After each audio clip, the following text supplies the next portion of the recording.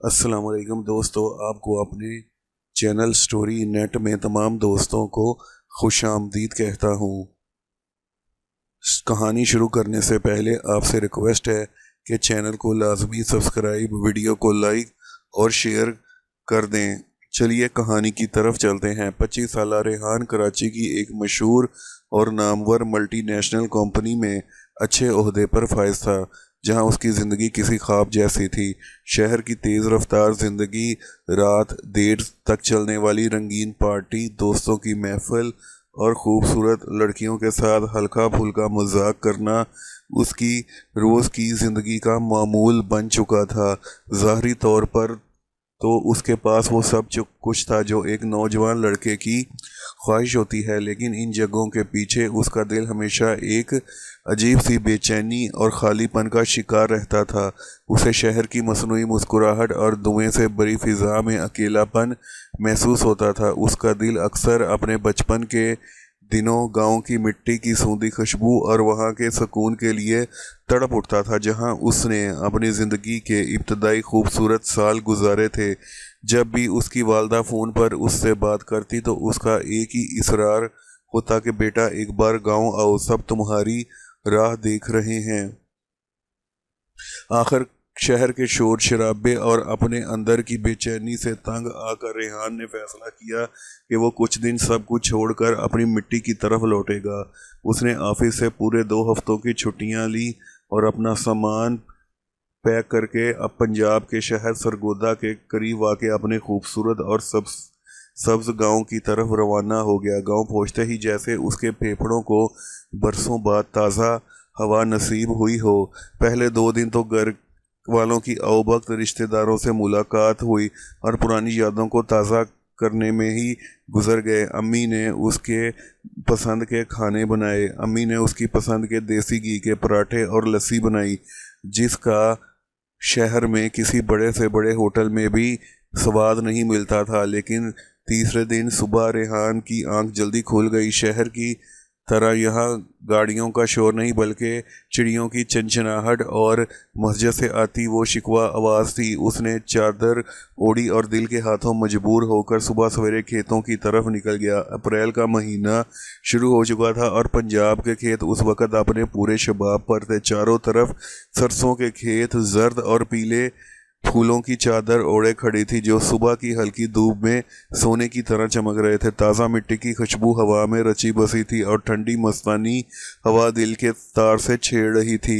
रेहान गहरी सांस लेता हुआ खेतों की पगडंडियों पर चल रहा था। शहर की थकन और उलझन से जैसे पल भर में गायब हो गई थी। वो उसी मस्ती में घूम रहा था कि अचानक एकदम मोड़ मुड़ते ही उसके कदम वही जुम गए और उसके दिल की धड़कन एक जोरदार छलांग लगाई। सामने सरसों के खेत में बीचों बीच एक लड़की खड़ी थी। उसकी उम्र कोई 22 साल के करीब होगी।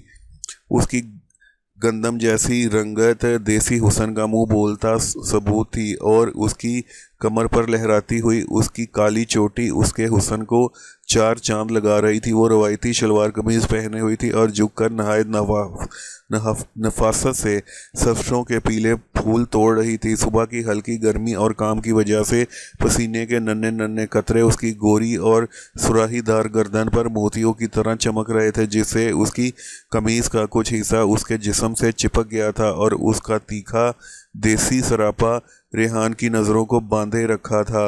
रेहान बिल्कुल साकत हो गया। उसने शहर में बहुत सी मॉडर्न लड़कियां देखी थी, मगर इस देसी हुस्न के सामने वो सब फीकी पड़ गई। दूर खड़ा बस नज़रें उस पर जमाए देखता रहा। शायद लड़की भी किसी की मौजूदगी का एहसास हुआ। उसने धीरे से अपना सर उठाया और अपनी बड़ी बड़ी कजरारी आंखों से रेहान को देखा और उसके चेहरे पर एक शरारती और हल्की सी मुस्कुराहट फैल गई। रेहान ने भी अपनी कैफियत संभाल रखी की थी। उस लड़की ने इंतहाई बेबाक और लहराना अंदाज में, ऊंची आवाज़ में, रसीली आवाज़ में आवाज़ दी, शहरी बाबू, इतनी दूर खड़े क्या चोर नज़रों से घूर रहे हो? अगर अकेले में मुझसे डर लगता है तो ज़रा करीब आकर बात करो।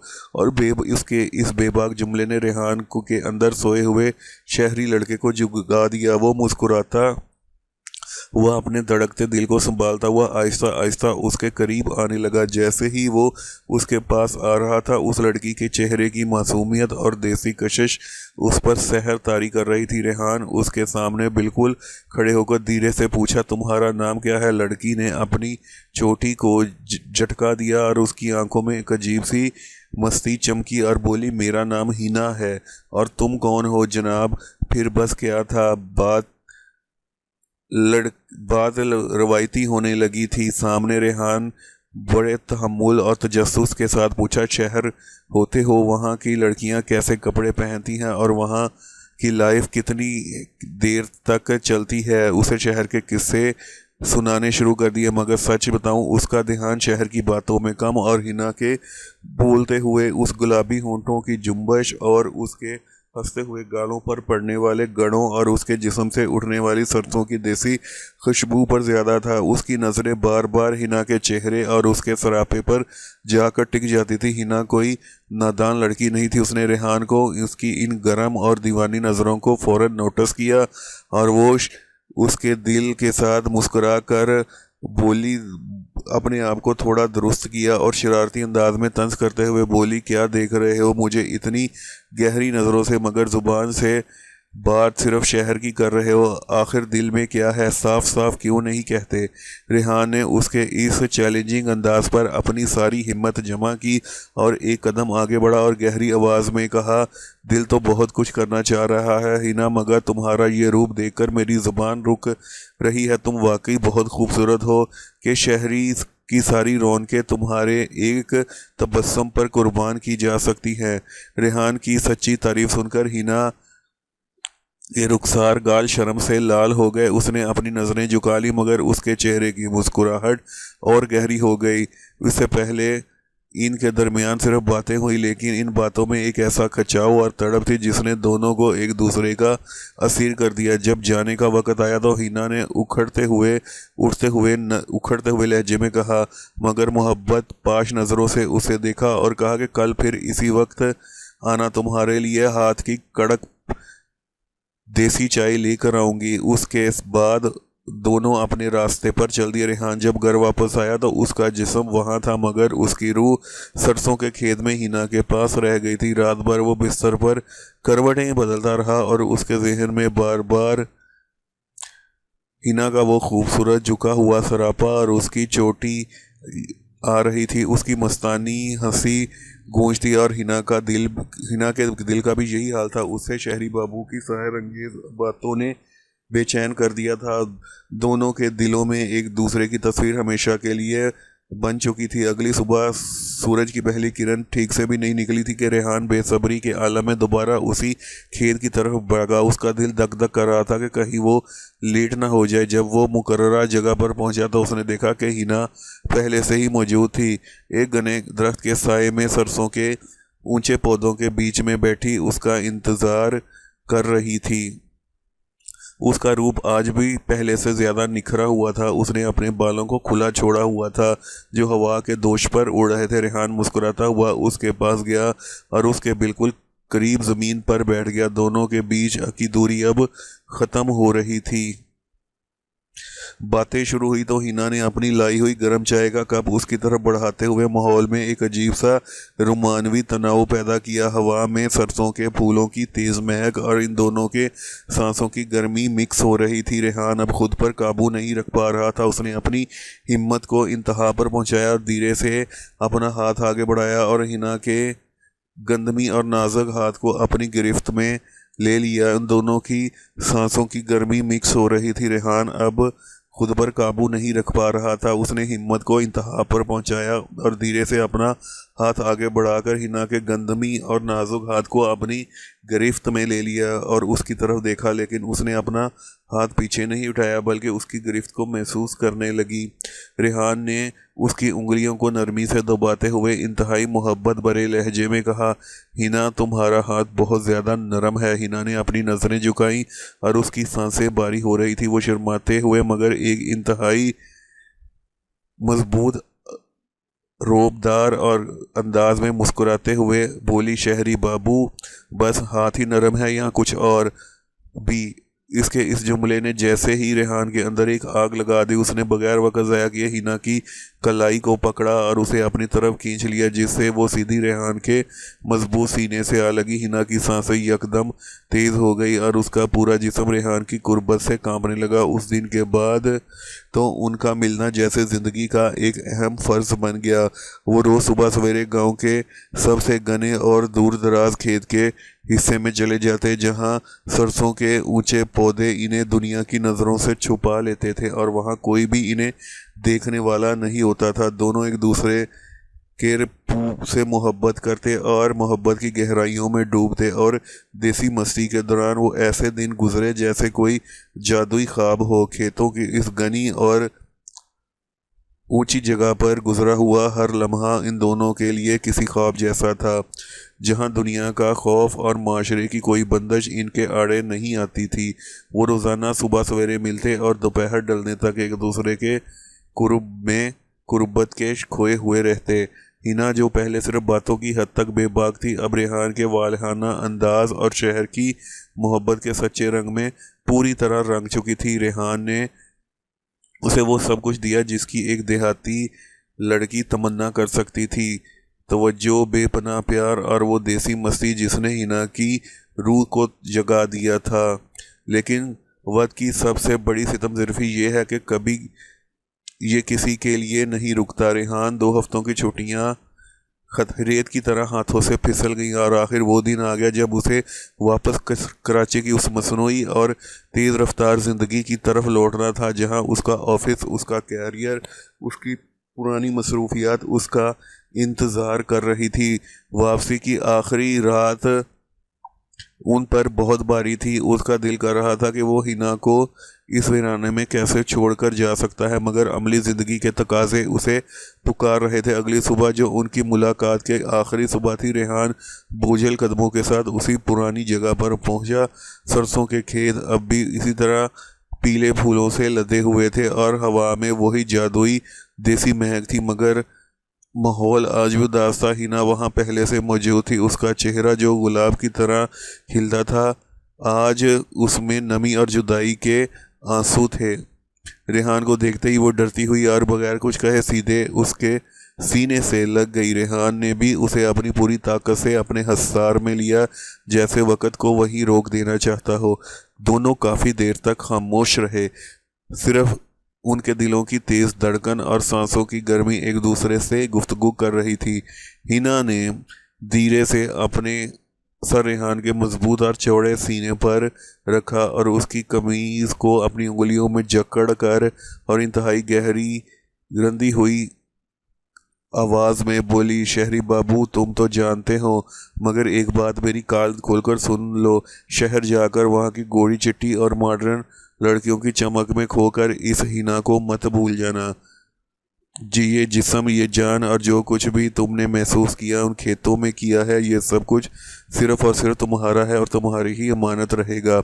उसने अपने आंसू पूरी रेहान की आंखों में आंखें डाली और इस लहजे में खेत गांव की लड़कियों वाली रवायती बेबाकी और तीखापन दोबारा लौट आया और मुस्कुराते हुए मगर संजीदगी से बोली, अगर तुमने अपना वादा निभाया और मुझे अपनी दुल्हन बनाने वापस आए तो मैं उम्र बन के लिए तुम्हारी बनकर रहेगी। वरना याद रखना रेहान, मैं आम लड़कियों की तरह रोड धो कर बैठने वाली नहीं हूँ। अगर तुमने मुझे बुलाने की कोशिश की तो तुम्हारा पीछा करते हुए कराची आ जाऊंगी